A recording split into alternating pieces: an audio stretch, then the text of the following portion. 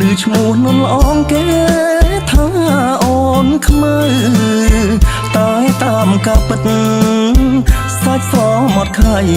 តែម្ដាយស្រីថ្លៃហៅខ្មៅពីតូចឆ្នាំថ្មីខ្មៅពេញក្រមុំរូបល្អសែនសំគ្មានស្រីណាដូចខ្មៅជាស្រីខ្មែរគ្រប់លៀងសំស្លូតប្រាជ្ញាក៏ឆ្លាតស្ដាប់ពាក្យម៉ែឪ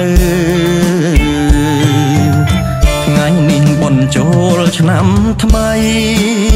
បងឃើញខ្មៅស្រីអូនរៀបចំផ្ទាំងបងរៀនទេវតាដាក់ផ្កាថ្វាយព្រះដាំស្លរូតរាំងជូនម្ដាយទៅវត្តបងឃើញខ្មៅពូនភ្នំខ្សាច់រួចអូនដាក់បាតដងទឹកស្រង់ព្រឹងជួននាងឃើញបងញញឹមសែនស្រង់អូនខ្មៅតែឈ្មោះសាច់សដូចសំឡី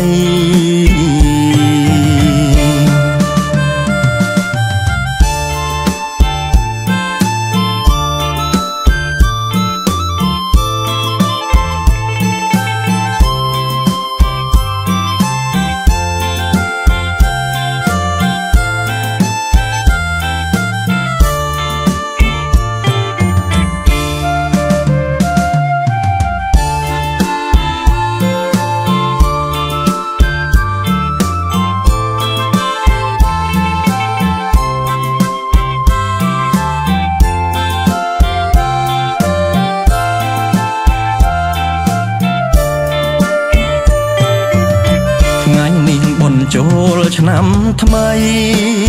បងឃើញខ្មៅស្រីអូនរៀបចំផ្ទាំងបងរៀនទេវតា